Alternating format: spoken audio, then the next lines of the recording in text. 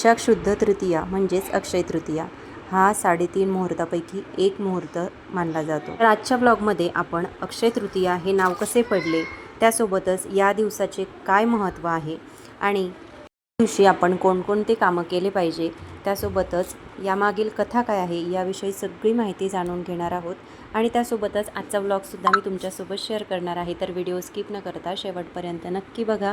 आणि तुम्ही जर चॅनलवरती नवीन असाल तर चॅनलला लाईक, शेअर आणि सबस्क्राईब नक्की करा आणि हो, व्हिडिओला हाईपसुद्धा करा। चला तर मग आजच्या व्हिडिओला सुरुवात करूया।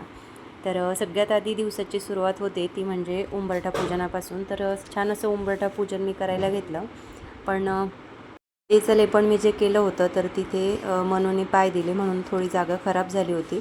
तर ते परत छानपैकी स्वच्छ पुसून घेतलं आणि त्यानंतर परत उंबरठा पूजन केलं आणि त्यानंतर छान अशी रांगोळी उंबरठ्यावरती मी काढली।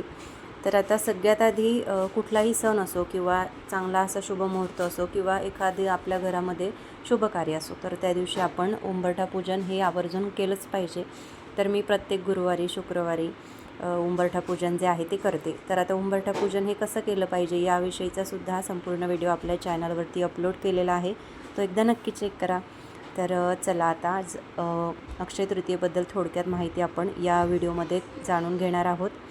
तर सगळ्यात आधी बघा, आपल्या सगळ्यांना माहिती आहे की अक्षय तृतीयेच्या दिवशी कोणतेही कामं करण्यासाठी किंवा कोणतंही शुभ काम सुरू करण्यासाठी आपल्याला कुठलाच मुहूर्त पाहायची गरज पडत नाही। आपण या मुहूर्तावर कधीही कोणतंही शुभ कार्य जे आहे ते करू शकतो। त्याचप्रमाणे या दिवशी केलेले दान, हवन, तर्पण, पूजा आणि जप हे सगळे पुण्यकर्म अक्षय टिकते, म्हणून अक्षय तृतीयेला खूप खूप जास्त महत्त्व आहे। आणि त्यासोबतच या दिवशी आपण एक अक्षय कलशसुद्धा भरायचा असतो। आता बऱ्याच जणांच्या घरामध्ये ही पद्धत नसेल किंवा कोणी करत नसेल, तर काही हरकत नाही, ही देवांची सेवा आहे। आपण केल्याने काहीच याचा आपल्याला कुठल्याही प्रकारचं नुकसान होणार नाही, आपलं चांगलंच होणार आहे। त्यामुळे ही जी सेवा आहे तर ही प्रत्येकाने केली तरी काहीच हरकत नाही। जरी तुमच्या घरामध्ये कोणी करत नसेल किंवा तुम्हीसुद्धा करत नसाल आणि तुमची करायची इच्छा असेल, तर तुम्ही नक्कीच या वर्षीपासून अक्षय तृतीयेला अक्षय कलश जो आहे तर तो भरू शकता। तर अक्षय कलश कसा भरायचा हे सुद्धा आपण आता पुढे पाहणार आहोत, पण त्याआधी तृतीयेबद्दल थोडक्यात माहिती आपण आता व्हिडिओमधून जाणून घेणार आहोत। तर सगळ्यात आधी बघा, छान अशी रांगोळी मी काढली आणि आज पद्माची रांगोळी मी काढली आणि त्याच्यामध्ये थोडे थोडे कलर भरून घेतले आणि त्यानंतर छान असं उंबरठ्याचं पूजन केलं। उंबरठ्यावरती रांगोळी काढली, दिवा लावून घेतला। आता दिवा मी प्रत्येक गुरुवारी आणि शुक्रवारी, त्यासोबत अमावस्या असेल, पौर्णिमा असेल किंवा एखादा शुभ दिवस असेल त्या दिवशी दिवा जो आहे तो नेहमी लावते। तर छान असा दिवा लावून घेतला, उंबरठ्याची पूजा केली, फुलं अर्पण केले, धूप दीप दाखवून घेतला आणि त्यानंतर पुढच्या कामाला मी सुरुवात केली। तर बघा, अक्षय तृतीया हे नाव कसे पडले हे आपण आता थोडक्यात जाणून घेऊया। तर या दिवसानिमित्त जप, होम, पितृतर्पण, दान, पूजा वगैरे जे आहे की तर ते अशा प्रकारचे जे पुण्यकर्म आहे तर ते केल्याने आपल्याला अक्षय पुण्यदायक होते, म्हणून या दिवसाला अक्षय तृतीया असे देखील नाव पडले। त्याचप्रमाणे आणखीन एक दुसरा अर्थ याचा असा आहे, श्रीकृष्ण हा पांडवांचा सखा, तसाच पाठीराखा आणि त्यांचा मार्गदर्शकही होता। पांडव कोणत्याही अडचणीत, संकटात सापडोत श्रीकृष्ण सखा त्यांच्या रक्षणासाठी लगेच हजर व्हायचा। त्याप्रमाणे त्यांना संकटातून सुटण्यासाठी सल्ला देखील ते द्यायचे, युक्तीच्या 4 गोष्टी सांगायचे। कृष्णांचे त्यांच्यावर सदैव प्रेमच होते। पांडवांच्याही मनात, ध्यानात कृष्ण असायचे। हे सुखात असो किंवा दुःखात त्यांना कृष्णाची आठवण व्हायची। लढाई अगर दानधर्माची बाब असो, भगवान श्रीकृष्ण त्यांना योग्य तो उपदेश करायचे। एकदा पांडव गंगेवर स्नानाला गेले, श्रीकृष्णही होतेच। पांडव रथ दूर सोडून गंगेच्या काठी आले, एका सुंदर मंदिरात जाऊन ते बसले। चर्चा करता करता विषय निघाला, धर्मराज फार नेहमी दानधर्म करावासा वाटायचा। यावेळी त्याच्या मनात आले, माणसाने केलेले पुण्य कायम कसे टिकेल। त्याने लगेच श्रीकृष्णाला विचारले। श्रीकृष्णाने सांगितले, वैशाख शुद्ध तृतीयेला दान करावे, या दिवशी होम हवन करावे, यज्ञात आहुती द्याव्यात, देवाच्या नावाने दानधर्म करावा, पुण्यकर्म, तर्पण, दानधर्म करावे। अशा प्रकारे या दिवशी केलेले कर्म कायम टिकते, सदैव अक्षय राहते। धर्माला ते ऐकून फार आनंद झाला, त्याला हवी असलेली चांगली गोष्ट समजली। वैशाखाच्या पहिल्या पंधरवाड्यात येणारी तिसरी तिथी ही शुद्ध तृतीया, म्हणून या तिथीला नाव पडले अक्षय तृतीया। तर अक्षय तृतीया हे नाव कसे पडले अशी ही थोडक्यात माहिती होती. तर छान असं उंबरठा पूजन मी करून घेतलं आणि त्यानंतर मग गॅस ओट्याजवळ छान अशी पूजा केली. स्वस्तिक काढून घेतलं, कुंकवाने 5 रेषा काढून घेतल्या, त्यांना हळदी कुंकू अर्पण केले. आता आपलं जे किचन आहे किंवा गॅस ओटा जो आहे, जो आपला गॅस आहे, तर त्याची पूजा आपण प्रत्येक शुक्रवारी ही केलीच पाहिजे. माता अन्नपूर्णेचा आपल्या घरामध्ये, आपल्या स्वयंपाकघरामध्ये कायम वास राहावा, आपल्या घरामध्ये अन्नधान्याची कधीच कमतरता भासू नये, यासाठी आपण प्रत्येक शुक्रवारी माता अन्नपूर्णेला प्रसन्न करण्यासाठी आपल्या गॅस ओट्यावरती किंवा तुम्ही गॅस ओट्याच्या बाजूलासुद्धा अन्नपूर्णा मातेची पूजा मांडणी जी आहे तर ती करू शकता. तर छान अशी पूजा मांडणी केली आणि त्यानंतर मग बाहेर तुळशी वृंदावन आहे तर त्याचीसुद्धा पूजा केली.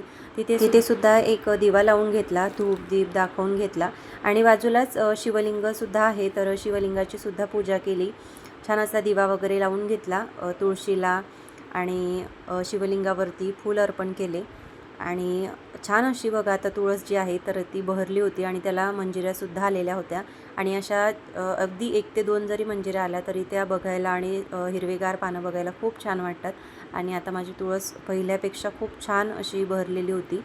तर छान असं तुळशीचं पूजन केलं. त्यानंतर देवपूजा करायला घेतली. तर सगळ्यात आधी देवपूजा केली की बाकीची कामंसुद्धा धुणं भांडी असेल किंवा स्वयंपाक असेल तर ते करायला मग आपण मोकळे होतो.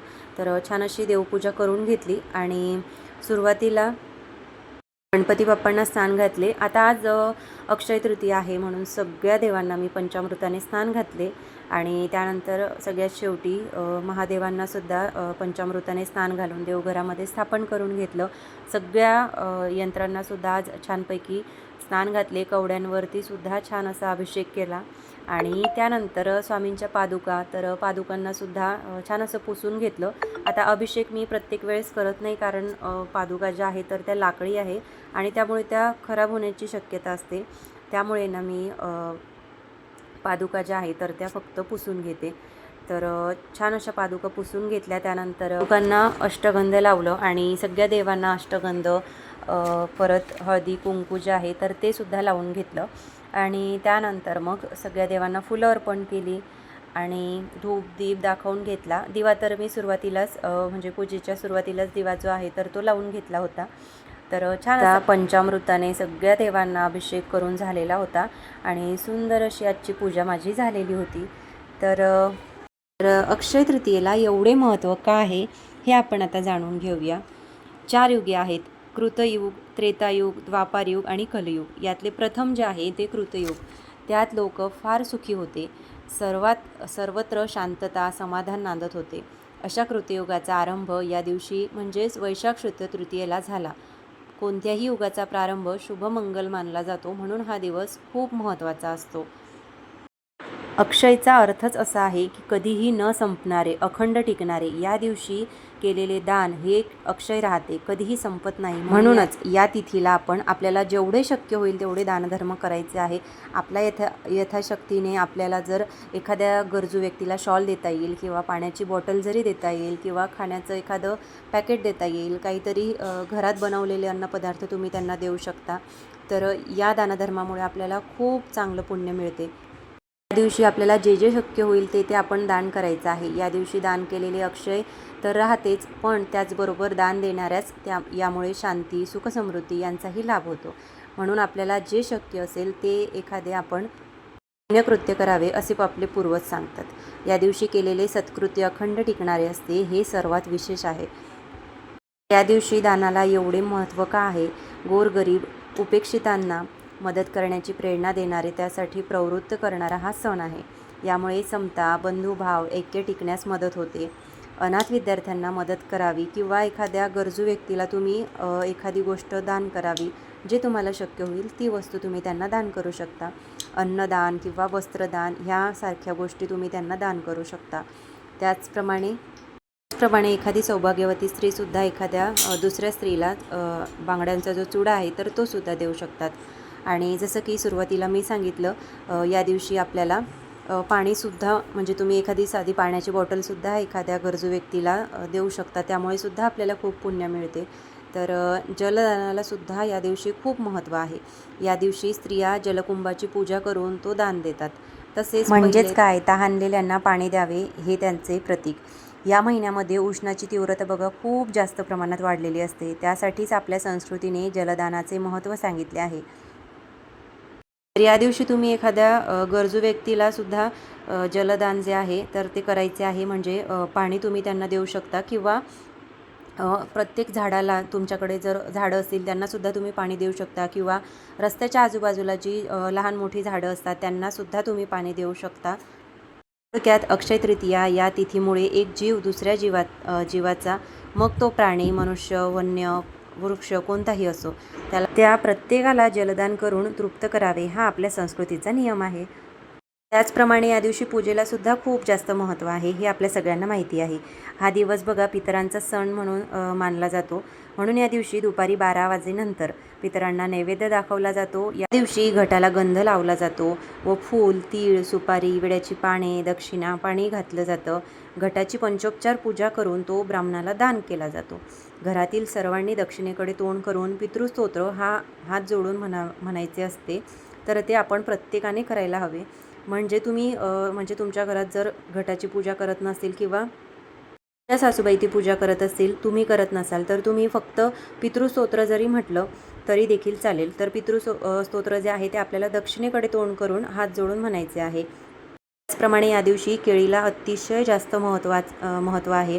या दिवशी केळीचे किंवा केळीच्या झाडाचे सुद्धा तुम्ही पूजन करू शकता. आणि केळी तर आपण फळं आपल्या घरामध्ये आणतोच. केळी आपण पूजेमध्ये मांडायची आहे, त्याची आपण पूजा करायची आहे. आणि छान अशी पूजा जी आहे तर ती मांडल्यानंतर आपण अक्षय कलशसुद्धा मांडायचा आहे. तर अक्षय कलश कसा मांडायचा हे आता मी तुम्हाला थोडक्यात सांगते. आता तुम्हाला इथे व्हिडिओमध्ये सुद्धा दिसत असेल. छान असा एक आपल्याला तांब्याचा किंवा तांब्याचा नसेल तर पितळेचा तुम्ही घेऊ शकता. पण शक्यतो मातीचाच, ज्याला आपण बोडखे म्हणतो, तर मातीचंच बोडखं जे आहे ते छोटंसं घेतलं जातं. त्यालाच खूप जास्त महत्त्व आहे. पण आता सध्या माझ्याकडे सुद्धा ते नाही आहे, त्यामुळे मग मी हे तांब्याचं घेतलं. तर तांब्याचं आपल्याला एक छोटा कलश घ्यायचा आहे. तो आपल्याला अखंड तांदळाने भरायचा आहे. तुटलेले किंवा खराब झालेले तांदूळ आपल्याला त्याच्यामध्ये घ्यायचे नाही.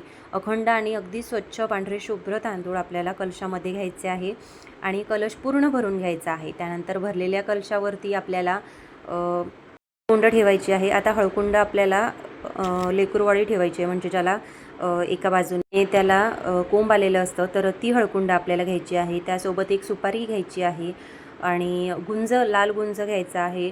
त्यानंतर गोमती चक्र घ्यायचा आहे, एक कवडी घ्यायची आहे, एक चॉकलेटी कवडीसुद्धा तुम्ही घेऊ शकता आणि एक पिवळी कवडी घ्यायची आहे. आणि त्यासोबतच एक चांदीचा शिक्का जर तुमच्याकडे असेल तर तो सुद्धा तुम्ही घेऊ शकता, ज्यावरती लक्ष्मी माता, सरस्वती माता, गणपती बाप्पांची प्रतिमा असते. किंवा त्याऐवजी साधा 1 रुपया जरी घेतला तरी देखील चालेल. आणि नोटा ठेवण्याऐवजी शक्यतो 1-1 रुपयाचे नाणेच आपल्याला ठेवायचे आहे. तर प्रत्येकी आपल्याला 1-1 रुपयाचे 11 नाणे ठेवायचे आहेत. तर असं नाही की 10 रुपये आणि 1 रुपया असं ठेवायचं. तर जर तुमच्याकडे रुपयाचे 11 नाणे नसतील तरच तुम्ही 10 रुपयाचं जे नोट आहे तर ती ठेवू शकता. पण शक्यतो या दिवशी नोटांची पूजा केल्यापेक्षा, म्हणजे नोटांपेक्षा जास्त 1 रुपयाच्या नाण्याला किंवा कुठलेही नाणे असतील तर त्यांना खूप जास्त महत्त्व असते. त्यामुळे 1-1 रुपयाचे नाणेच आपण या पूजेमध्ये घ्यायचे असते. तर ज्या ताईंना ही पूजा माहिती असेल की कलश कसा भरायचा हे माहिती असेल तर त्यांनी तर आज ही पूजा केलीच असेल. तर ही खूप छान पूजा आहे. अगदी 5 ते 10 मिनटं याला लागतात. आणि जरी आपल्या घरी आत्तापर्यंत ही पूजा कोणी करत नसेल तरी देखील आपण केली तरी चालते. म्हणजे या वर्षीपासून जरी आपण ह्याला सुरुवात केली तरी देखील चालतं. आपल्याला कुठलंही नुकसान होत नाही. ही देवाची पूजा आहे आणि आपण अगदी साध्या भोळ्या मनाने ही करतो, त्यामुळे आपल्याला याचा नक्कीच फायदा होतो. तर अगदी 5 ते 10 मिनटं या पूजेसाठी लागतात. तर त्यामुळे ही पूजा आवर्जून केली पाहिजे. तर छान असा मी अक्षय कलश जो आहे तर तो भरून घेतला आणि त्यानंतर त्याची पूजा केली. त्यासोबतच याला 5ही बाजूने आपल्याला हळदी कुंकवाची बोटेसुद्धा काढून घ्यायची आहे. आणि त्यानंतर त्याला तांदळावरती आपल्याला मांडायचं असतं. एखादं ताम्हण घ्यायचं, ताम्हणावरती तांदूळ घ्यायचे किंवा एखाद्या वस्त्रावरती सुद्धा तांदूळ घेऊन त्यावरती हळदी कुंकू अक्षता अर्पण करून आपण तो अक्षय कलश जो आहे तर तो मांडायचा आहे. आणि माता लक्ष्मीकडे प्रार्थना करायची आहे की माझ्या घरात जी काही संपत्ती आहे, जे काही धनधान्य आहे, तर ते कायम अक्षय दे आणि माझ्या घरात सुख, शांती, समृद्धी हे भरभरून येऊ दे. तर अशी प्रार्थना आपल्याला माता लक्ष्मीकडे करायची आहे आणि छान असा अक्षय कलश जो आहे तर तो आपल्याला भरून घ्यायचा आहे. तर बघा, छान असा कलश माझा सकाळी भरून झालेला होता. त्यानंतर पूजासुद्धा छानपैकी झालेली होती आणि मग मला स्वयंपाक करायचा होता. तर स्वयंपाकासाठी मी लागले. तर स्वयंपाकामध्ये मला अगदी साधा स्वयंपाक करायचा होता, म्हणजे पुऱ्या, बटाट्याची भाजी हे मला करायचं होतं आणि आणखीन 1-2 पदार्थ करायचे होते. तर ते सुद्धा तुम्हाला आता पुढे दिसणारच आहेत. तर इथे भाजीसाठी मी छान असे मसाले भाजून घेतले होते आणि त्यानंतर ते मला मिक्सरला बारीक करायचं होतं आणि त्यासोबतच वरण भाताचा सुद्धा कुकर छानपैकी शिजलेला होता आणि कुकरमध्येच मग मी बटाटे टाकले आणि ते उकळायला ठेवले आणि त्यानंतर मग भाजीसाठी थोडीफार कोथिंबीर वगैरे चिरायची होती. त्यालासुद्धा बारीक वाटून घ्यायचा होता, तर तो सुद्धा छान वाटून घेतला आणि त्यानंतर मग आणखीन 1-2 कामं जी आहे तर ती करायची होती, ती सुद्धा करून ज्या कढईमध्ये मी मसाला भाजायला घेतला होता ना, त्याच कढईमध्ये मी भाजी फोडणीला घालणार होते. तर कढईमध्ये तेल टाकून घेतलं आणि त्यानंतर जिरे, मोहरी, मसाले, त्यानंतर हळद, तिखट, मीठ हे सगळं मी घालून घेतलं आणि मसाले छान असं तेल सुटेपर्यंत होऊ देणार होते आणि त्यानंतर त्याच्यामध्ये चिरलेले जे बटाटे आहे तर ते घालणार होते. तर इथे मी आज लसूण जो आहे तर तो बारीक किसून घेतलेला होता, कारण ठेचासुद्धा बनवलेला होता, पण ठेच्यामध्ये लसूण घातलेला नव्हता. तर म्हणून लसूण मी जरा वेगळा किसून घेतला आणि त्यासोबतच हिंग घातला. तर हे सगळे मसाले एकत्रित करून छान असे तेल सुटेपर्यंत होऊ दिले आणि त्यानंतर त्याच्यामध्ये मी बटाटे घातले. तर बघा, अक्षय तृतीयेबद्दल थोडक्यात एक कथा आहे, तर ती आपण जाणून घेऊया. नावाचे एक नगर होते. तेथे एक ब्राह्मण राहत होता. त्याचे नाव धर्म असे होते. नावाप्रमाणेच तो धार्मिक स्वभावाने प्रेमळ होता. फार गरीब असल्याने जेवायला मिळाले तर ठीक, नाहीतर उपाशीच राहायचा. तो देव ब्राह्मणाची नित्यपूजा करी. खूप ज्ञान मिळवावे, सतत शिकावे व शिकत राहणे हे त्याचे काम होते. सदैव याच कामात तो रमलेला असे. यासाठी पैसे मिळवण्यासाठी त्याला कधीही वेळ नसायचा. कुणी काही दिले तरच घ्यायचा. समाधानी वृत्ती होती. साधू संतांच्या कथा, पुण्यवान लोकांच्या कथा यांची त्याला भारी आवड होती. यासाठी तो दूरदूरच्या ठिकाणी जायचा. कथा कीर्तने ऐकायचा, साधू संतांची दर्शने घ्यायचा व यातच खूप आनंदी व्हायचा. एके दिवशी एका गावात गेला असता एक विद्वान माणूस त्याला भेटला. आपण याला काही विचारावे असे ब्राह्मणाच्या मनात आले. ब्राह्मणाने पूर्वी वाचलेले होते की पुण्य शिल्लक असते तो पर्यंतच माणसाला चांगल्या प्रकारे राहता येते. देवांच्या जवळ त्याला आसरा मिळतो. एकदा हा पुण्याचा साठा संपला की देवलोकातून त्याला खाली ढकलून देतात. म्हणून त्याला वाटत असायचे की सदा टिकणारे पुण्य मनुष्यास कशाने लाभेल, असा प्रश्न त्याच्या मनात आला. हा प्रश्न त्याने विद्वानाला विचारला. त्या विद्वानाने ब्राह्मणाला अक्षय पुण्य टिकवून ठेवण्यासंबंधी म्हणजेच अक्षय तृतीयेसंबंधी सर्व माहिती सांगितली. ब्राह्मणाला हे ऐकून आनंद वाटला. आपल्याजवळ जे काही असेल ते आपल्या त्या दिवशी देऊन टाकावे व विचारलेल्या प्रश्नास मिळालेल्या उत्तराच्या मोठ्या समाधानातच ब्राह्मण त्या दिवशी घरी परत आला. दुसऱ्या दिवशी अक्षय तृतीया होती. आपल्याजवळ जे काही आहे ते गोरगरिबांना दान करायचे असे ब्राह्मणाने आदल्या रात्रीच ठरविले व तो झोपी गेला. दुसरे दिवशी स्नान संध्या आटपून तो ब्राह्मण उत्साहाने दानधर्म करण्यासाठी गोरगरिबांची वाट पाहत बसला. हे त्याच्या बायकोला समजतच ती त्याच्यावर रागावली. घरात दोघांपुरतेच अन्न नसताना नवरा जे आहे ते सुद्धा गोरगरिबांना दान करायला निघाला आहे हे पाहून तिने ब्राह्मणाला विरोध केला. पण ब्राह्मण काही ऐकेना. त्याने एकच ध्यास घेतला होता. उत्तम पर्वकाळी पत्नीचा विरोध पत्करून त्याने दान केले. भिकाऱ्यांना तांडा घराशी त्यांना सारे धान्य दान केले. पुढे दरवर्षी हा क्रम त्याने सुरू केला. अनेक वर्ष लोटली. ब्राह्मणाने खूप पुण्य साठवले. वयोवृद्ध झाला व अंती त्यास मोक्ष मिळाला. पुढे त्याचाच दुसरा जन्म झाला.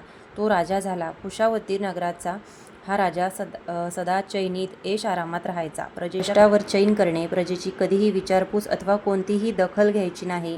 राजासमोर अधिकाऱ्यांबद्दल तक्रार करण्याची प्रजेची हिंमत होत नसे. सर्वजण धास्तावलेले होते. त्याच राज्यातील वनात एक तपस्वी ऋषी राहत होते. राजाला त्या तपस्वीबद्दल कमालीचा आदर वाटे. यावरून मागच्या जन्माचा एक गुण याही जन्मी त्याच्यात दिसत होता. लोकांना युक्ती सुचली. सर्व मिळून तपस्वी ऋषीकडे गेले. त्यांनी आपले दुःख ऋषीवर्यांना सांगितले. लोकांचे म्हणणे ऐकून ऋषी थेट राजवाड्यात गेले. त्यांनी राजाची कान उघडणी केली. आपण प्रजेवर अन्याय केला याची राजाला जाणीव करून दिली. ऋषींना राजाला कल्पना दिली की राजा, तू पूर्वजन्मी केवळ एक गरीब ब्राह्मण होतास, परंतु तुझ्या अक्षय पुण्याईने या जन्मी राजा झालास. वैशाख शुद्ध तृतीयेला गोरगरिबांना दान धर्म केल्यामुळे, अक्षय तृतीयेचे दानव्रत पाळल्यामुळेच तुला या जन्मी राजवैभव प्राप्त झाले. या जन्मी असे काही पुण्य केले तर पूर्वीप्रमाणेच गरीब होऊन यातना भोगाव्या लागतील. ऋषीच्या बोलण्याने राजाने डोळे उघडले. गरीब दारिद्र्य ब्राह्मण असताना आपण गोरगरिबांच्या उपयोगी पडलो. आज आपल्याजवळ राजाचे अमाप ऐश्वर्य आहे आणि आपण ऐशोआरामात आपल्याच सुखात गुरफटून पडलो आहोत. दानधर्म व लोकांच्या सुखाकडे आपलं लक्षही नाही. या विचारांनी राजा अस्वस्थ झाला. त्याला वाईट वाटले. आपली चूक कळली. त्याने ऋषींची क्षमा मागितली. मी माझ्या कर्तव्याला चुकलो. मला माझे राज ऐश्वर्य दानधर्मासाठीच आहे, हे तो राजा समजला आणि ऋषीचे येथे कार्य संपले. नंतर ऋषी आपल्या आश्रमात निघून गेले. पण येथेच आश्चर्य घडले. एका रात्रीत राज्यात बदल झाला. राजाने आराम सोडला. गंगेच्या काठी मोठी सभा भरवली. असंख्य गोरगरिबांना त्यांनी आपली सारी संपत्ती दान करून टाकली. त्याचे पुण्य टिकेल व या दिवशी केलेल्या दानाच्या पुण्याईमुळे राजाला स्वर्ग प्राप्त झाला, अशी ही अक्षय तृतीयेची कथा सांगितली जाते. यामुळे या दिवशी यथासांग दान करावे व पुण्य संचय करावा. त्यामुळे या दिवशी भुकेलेल्या तहानलेल्या व्यक्तींना आपण तृप्त करावे, असा या मागचा प्रघात आहे. या दिवशी जलकुंभ दान करतात. पितरांना उदक कुंभ दान करतात. त्याप्रमाणे सर्व प्रकारच्या धान्याचे आपण या दिवशी दान करू शकतो किंवा तुमच्याकडे जे अन्न शिजवलेलं असेल ते सुद्धा तुम्ही एखाद्या गरजू व्यक्तीला दान करू शकता. यामुळे आपल्याला खरंच खूप पुण्य मिळते. या दिवशी श्राद्ध सुद्धा केले जाते, म्हणजेच परलोकात गेलेल्या वाडवडिलांना पाणी देतात.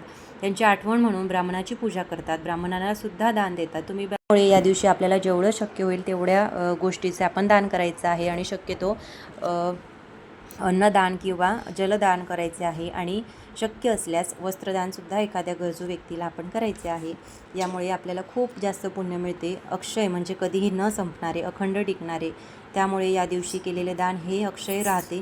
तर छान असा माझा आजचा स्वयंपाक झालेला होता. आज मी बटाट्याची भाजी, त्यानंतर पुऱ्या आणि कढी, भजी आणि थोडे पापडसुद्धा मला तळायचे होते, तर ते सुद्धा मी बाजूला काढून ठेवले. तर पुऱ्या काढण्यासाठी मी इथे पुऱ्या लाटून घेत होते. तर काय होतं ना, एक पुरी लाटून घेतली की मग त्याच्यामध्ये गॅससुद्धा खूप जास्त जळतो आणि खूप वेळ जातो. म्हणून मग मी आज सगळ्या पुऱ्या लाटून घेतल्या आणि त्यानंतर मग एक करून एक पुरी जी आहे ती तळून घेतली. कारण मग एकदा का गॅस छानपैकी गॅसवरती कढई गरम झाली की मग तळायला काही फार वेळ लागत नाही. म्हणून सगळ्या पुऱ्या आज मी लाटून घेतल्या आणि त्यानंतर एक पुरी मग तळून घेतली. त्यामुळे अगदी लवकर सगळ्या पुऱ्या तळून झाल्या. आणि पुऱ्यांचं जे सगळं मिश्रण होतं ते भिजवताना मी त्याच्यामध्ये थोडी साखर घातली होती, जेणेकरून पुऱ्या छानपैकी नरम होतात आणि खूप जास्त वेळ त्या नरम राहतात आणि टम्म फुगतात. त्यामुळे त्याच्यामध्ये थोडी साखर मी सगळं भिजवताना घालत असते. तर बघू शकता किती छान अशा पुऱ्या ज्या आहेत त्या फुगलेल्या होत्या. तर सगळ्या पुऱ्या मग मी एक करून काढून घेतल्या आणि त्यानंतर मला भजी काढायची होती, तर ती मग मी काढायला घेतली. तर असं काहीतरी सणांचा दिवस असला ना की मग स्वयंपाकाला थोडा उशीरच होतो आणि एकटं असलं की मग सगळं करण्यामध्ये फार वेळ जातो. आणि मुलं जर छोटे असले की मग विचारायलाच नको. मुलांचा जो राडा असतो आणि सुट्टी असल्यावरती तर त्यांचा बऱ्यापैकी वेळ हा काहीतरी कामं करण्यामध्येच जातो आणि ते कामं आवरताना आपलं परत थोडाफार वेळ जो आहे तर तो जातोच. तर हरकत नाही. पण आता सध्या मुलांना सुट्टी आहे त्यामुळे त्यांचे असे काहीतरी उद्योग चालूच असतात. तर छानचा स्वयंपाक मी करून घेतला. त्यानंतर भजी वगैरे काढली आणि त्यानंतर मग कुरड्या वगैरेसुद्धा काढून घेतल्या आणि त्यासोबतच मी तांदळाच्या चकल्यासुद्धा केल्या होत्या. तर त्यासुद्धा 1-2 तळून बघितल्या आणि खरंच खूप छान झाल्या होत्या. तर चकल्या वगैरे तळून घेतल्या आणि त्यानंतर मग ताट वाढायला घेतलं. तर आज छान छान असे पदार्थ होते, त्यामुळे मुलांनासुद्धा असं झालं होतं की कधी एकदा ते खातात आणि कधी नाही. पण आधी देवांना नैवेद्य दाखवायचा होता, तर त्यासाठी मग मी ताट काढायला घेतलं. आता मी छोटासा काही नैवेद्याचं ताट काढत नाही, कारण मला इथे गाय वगैरे जी आहे तर ती लगेच मिळत नाही. त्यामुळे मग मी एक मोठंच ताट घेते आणि जसं आपल्याला वाटतो तसंच ताट वाढून घेते आणि तोच नैवेद्य देवांना दाखवते आणि तो नैवेद्य मग आम्ही घरातले सगळेजण प्रसाद म्हणून थोडं थोडं घेतो, जेणेकरून मग ते वायासुद्धा जात नाही. तर छान असं ताट जे आहे तर मी ते वाढायला घेतलं. बटाट्याची भाजी, कढी, भजी, पुऱ्या, वरण भात आणि त्यासोबत श्रीखंड आम्ही आज बाहेरून आणलं होतं. तर प्रत्येक वेळेस मी घरीच श्रीखंड तयार करते, पण काल जरा जास्तच वेळ झाला त्यामुळे काही तयार करता आलं नाही. पण काल मी छान अशी चिंचवणी केली होती. तर बऱ्याच जणांना चिंचवणी माहिती असेल. तर चिंचवणी ही गुळाची आणि चिंचेची बनवली जाते. त्याच्यामध्ये पानसुद्धा बारीक करून घातलं जातं. मी मागच्या वर्षीसुद्धा अक्षय तृतीयेच्या 1-2 दिवस आधी चिंचवणीची रेसिपी जी आहे ती तुमच्यासोबत शेअर केली होती. तुम्हाला जर हवी असेल तर एकदा नक्की जाऊन चेक करा. तर छान अशी चिंचवणी तयार होते आणि चवीला तर अगदी आंबट गोड लागते. याच्यामध्ये तुम्ही कुरडया छान अशा बारीक करून खाऊ शकता. आणि साधी आपण कढी जशी पितो तर प्यायलासुद्धा ती खूप छान लागते. कारण ते थंड पेय असतं आणि उन्हाळ्यामध्ये गारवा देणारं असतं, त्यामुळे ते आवर्जून उन्हाळ्यात बनवलं जातं. आणि आमच्या विदर्भामध्ये तर ते अक्षय तृतीयेला आवर्जून बनवलं जातं. बाकी काही नाही, पण चिंचवणी तर आवर्जून केली जाते. त्यामुळे मी सुद्धा मग वर्षातून एकदा तर करतो. मग न चुकता चिंचवणी मी प्रत्येक वर्षी बनवते. आणि मुलांना ती फार काही आवडत नाही, पण मला आवडते आणि ते फ्रीजमध्ये 8-10 दिवस तर आरामात राहते. म्हणून मग मी ती छान अशी बनवून ठेवते, जेणेकरून मग ते 8 दिवस मला पुरते. तर सगळा नैवेद्य वाढून घेतला आणि त्यानंतर देवांना नैवेद्य दाखवायचा होता, पण म्हटलं ती थोडी सेवा करते. तर आज मी श्रीयंत्रावरती कुंकुमार्चन विधी केला. तर 16 वेळा आपल्याला कुंकुमार्चन विधी करायचा असतो, पण खरंच मला शक्य झालं नाही, त्यामुळे मी एकदाच केला. आणि आपल्याला जर अगदीच शक्य होत नसेल तर एक वेळाच केला तरी चालतो, पण शक्यतो 16 वेळाच करावा. तर मला जर शक्य झालं तर मी संध्याकाळी परत 16 वेळा करणारच आहे. तर छान असं कुंकुमार्चन विधी केला आणि त्यानंतर फलश्रुती म्हटली आणि त्यासोबत आणखीन 1-2 मंत्र होते, तर ते सुद्धा म्हटले, जसे की नवार्णव मंत्र.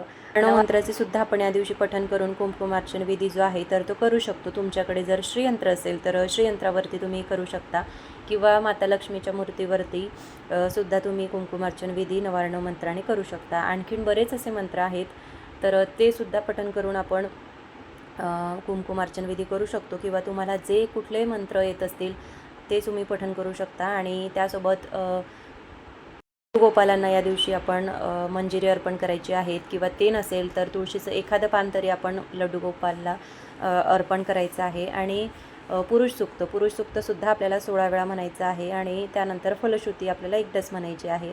तर पुरुष सूक्तसुद्धा आपल्याला 16 वेळा शक्य होत नसेल तर एकदा तरी आपण पठण करावं आणि त्यानंतर फलश्रुती म्हणावी. तर छान अशी माझी सेवा करून झाली. त्यानंतर मग मी जो नैवेद्य काढून ठेवला होता तो मी देवांना दाखवून घेतला आणि त्यानंतर मग जेवण वगैरे केलं. असा होता आजचा व्लॉग. तुम्हाला कसा वाटला हे कमेंट करून मला नक्की सांगा. आणि तुम्ही आज अक्षय तृतीयेला कोणकोणत्या सेवा केल्या हे सुद्धा मला कमेंट करून नक्की सांगा. मला तुमच्या छान छान कमेंट्स वाचायला खूप आवडतं, त्यामुळे छान छान अशा कमेंट्स करा. तर आजचा व्हिडिओ मी इथेच थांबवते. परत भेटूया एका नवीन व्हिडिओमध्ये. पण त्याआधी तुम्ही जर चॅनलवरती नवीन असाल तर चॅनलला लाईक, शेअर आणि सबस्क्राईब नक्की करा. आणि व्हिडिओला हाईपसुद्धा करा, जेणेकरून असेच नवनवीन व्हिडिओ तुम्हाला सर्वात आधी बघता येतील. चला तर मग परत भेटूया एका नवीन व्हिडिओसोबत. तोपर्यंत सर्वांना श्री स्वामी समर्थ आणि तुम्हाला सगळ्यांना अक्षय तृतीयेच्या खूप साऱ्या शुभेच्छा.